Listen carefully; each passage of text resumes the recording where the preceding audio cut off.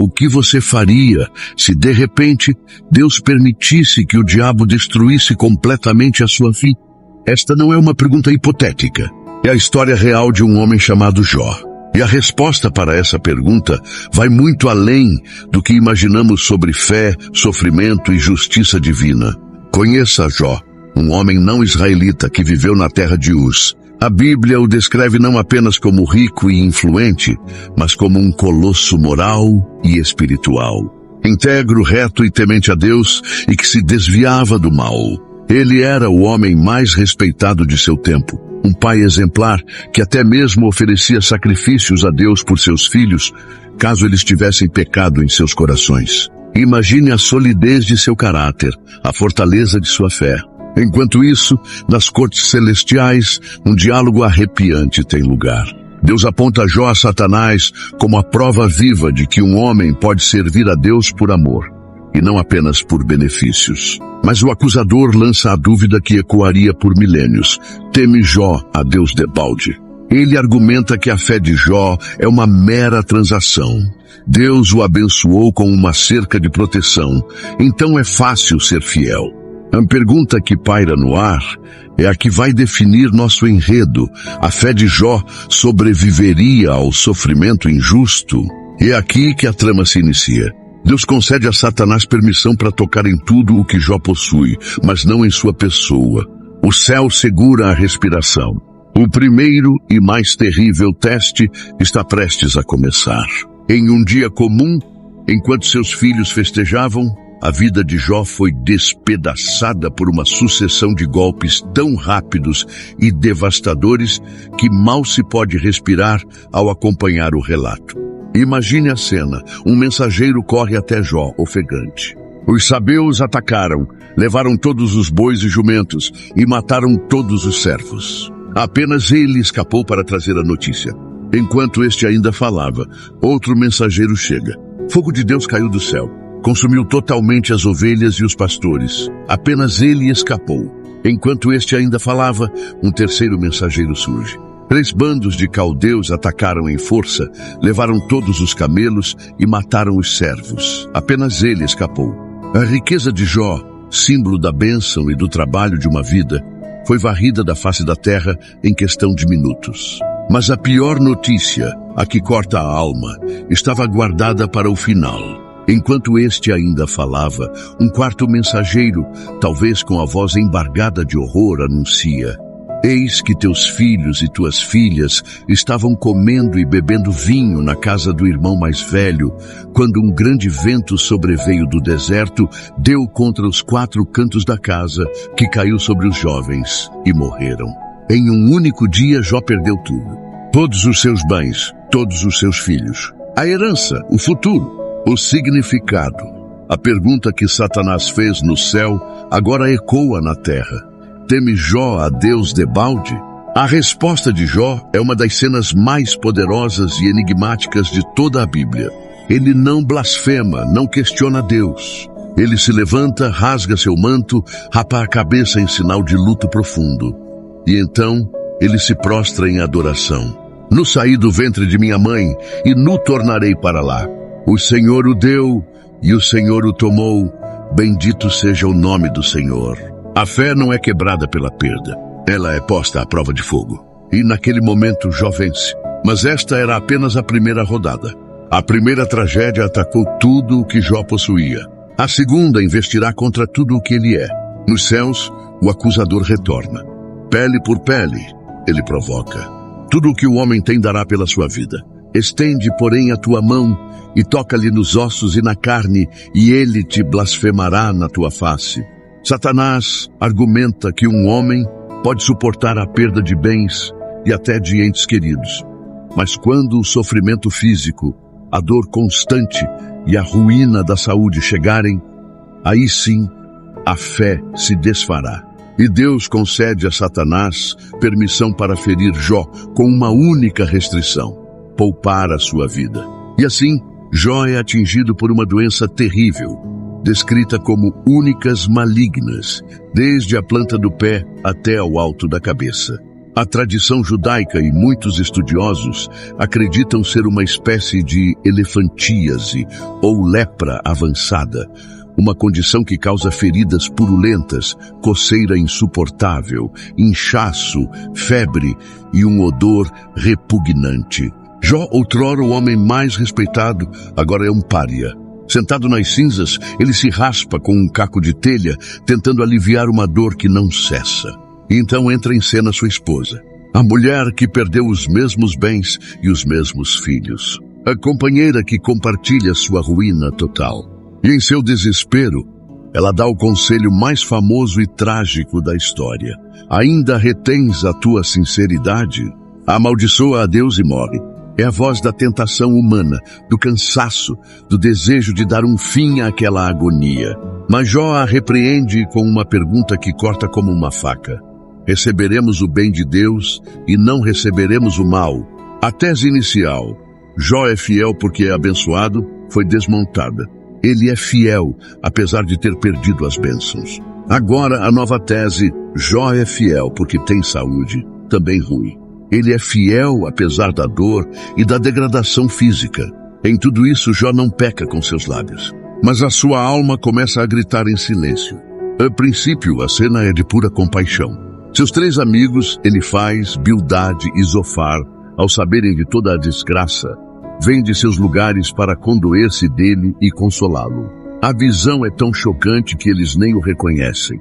Erguem a voz e choram, rasgam seus mantos e lançam pó sobre as suas cabeças em direção ao céu.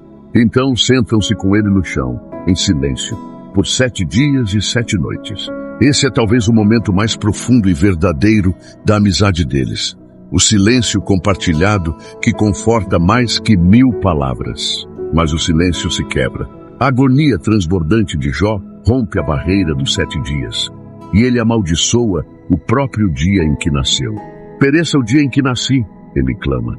Seu lamento é um poço escuro de desespero. Não contra Deus, mas contra a existência de um sofrimento tão incompreensível. É aqui que a tentativa de consolo se transforma em um julgamento teológico. Elifaz, o mais velho e provavelmente o mais sábio, inicia o ciclo de discursos. Sua fala começa com uma delicada repreensão, mas logo mergulha na lógica central que guiará os 3 amigos, a doutrina da retribuição. Para Elifaz, Deus é justo e o mundo é moralmente ordenado. Os justos são abençoados, os ímpios são punidos. Portanto, se Jó está sofrendo tão horrivelmente, ele deve ter pecado. Lembra-me, qual inocente jamais pereceu? Ele pergunta, insinuando que a própria magnitude do castigo de Jó é a prova de sua culpa. Ele até relata uma suposta visão espiritual e reforça sua tese. Acaso morre o homem justo? Pela minha própria experiência te digo, quem para si ara a maldade, cegará a desventura. A intenção pode ter sido boa, mas a mensagem é devastadora. Jó, o problema é você. E essa não será uma batalha rápida. Serão 3 ciclos de discursos, onde Jó, cada vez mais isolado e doente, terá que defender não só sua integridade, mas a própria justiça de Deus, contra aqueles que alegam defendê-la. A resposta de Jó aos discursos de seus amigos não é uma defesa tranquila, mas um turbilhão de dor, revolta e uma fé teimosa que se recusa a ser silenciada pela teologia convencional. Ele não nega a soberania de Deus. Ele a enfrenta diretamente, clamando por um julgamento. Ah, se eu soubesse onde encontrá-lo, Jó exclama sobre Deus. Eu argumentaria a minha causa perante ele. Esta é a revolução do livro, um homem exigindo que o próprio Criador preste contas. Os amigos, vendo sua teologia ser rejeitada, intensificam seus ataques. Bildade, de forma mais dura e simplista, acusa Jó de tratar Deus como seu inimigo. Zofar, o mais dogmático, repreende Jó por ousar questionar os desígnios insondáveis do Todo-Poderoso. Será que você pode desvendar os mistérios de Deus? Ele pergunta com desdém. Para eles, o sofrimento de Jó é a prova cabal de um pecado oculto, e sua insistência na inocência é, na verdade, o pecado maior da arrogância.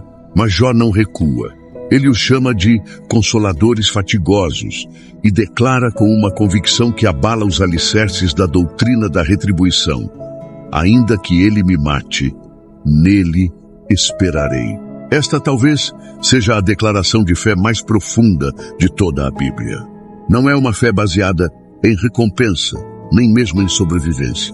É uma fé que, mesmo no abismo, confia na justiça última de Deus, mesmo quando toda a evidência presente parece negá-la. Ele sabe que seu Redentor vive e que no fim ele verá a Deus. O ciclo de discursos se arrasta, com os amigos repetindo argumentos cada vez mais vazios e Jó se agarrando à sua integridade com unhas e dentes. O impasse é total. A sabedoria humana esgotou-se. A teologia do pecado e castigo falhou em explicar a realidade do sofrimento inocente. É neste momento de silêncio ensurdecedor, após a falência do conselho humano, que uma nova voz, jovem e irritada, irrompe na cena. E depois dela, virá um redemoinho. Eliú, o jovem espectador, fala primeiro. Irritado com a incapacidade dos amigos em responder a Jó e com a justiça própria de Jó, ele apresenta um novo ângulo: o sofrimento como instrumento de purificação, não apenas de punição. Deus fala de uma vez ou de duas, mas o homem não atenta, que ele argumenta. Mas mesmo Eliú não é a resposta final. Então, do meio de um redemoinho, uma voz troveja. E não é uma voz de consolo. É a voz do próprio Criador, fazendo a Jó uma série de perguntas avassaladoras que ecoam até hoje. Onde estavas tu, quando eu lançava os fundamentos da terra? Podes tu atar as cadeias do sete estrelo? Dá ordens à alva da manhã? Deus não oferece uma explicação, ele oferece uma revelação. Ele não desvenda o mistério do sofrimento, mas revela a sua majestade, sabedoria e poder incontestáveis sobre a criação. Ele convida Jó a enxergar o universo a partir do trono divino. E diante dessa exibição esmagadora, a resposta de Jó não é de derrota, mas de encontro. Eu te conhecia só de ouvir, mas agora os meus olhos te veem. Por isso, me abomino e me arrependo no pó e na cinza. O homem que exigia um julgamento se cala diante do juiz de toda a terra. E aqui está o clímax. Deus não restaura Jó após ele se arrepender. Ele restaura Jó porque Jó falou o que era reto, diferente de seus amigos. A fé que protesta, que questiona, que clama por justiça, é mais agradável a Deus do que uma teologia fria e condenatória. Jó recebe em dobro tudo o que tinha perdido, não como um pagamento por seu sofrimento, mas como um selo divino de que a fidelidade na escuridão vale a pena. Sua história não é sobre por que os justos sofrem, é sobre em quem eles confiam quando sofrem. O Redentor que Jó sabia que vivia, ele finalmente viu com os próprios olhos. Seu sofrimento não foi em vão. Ele encontrou Deus face a face. E você já passou por um inverno espiritual que no fim te levou a um encontro mais profundo com o divino? Compartilhe sua experiência ou uma palavra que tocou seu coração nos comentários. E não se esqueça de se inscrever para não perder nossa próxima jornada por outra figura fascinante da Bíblia.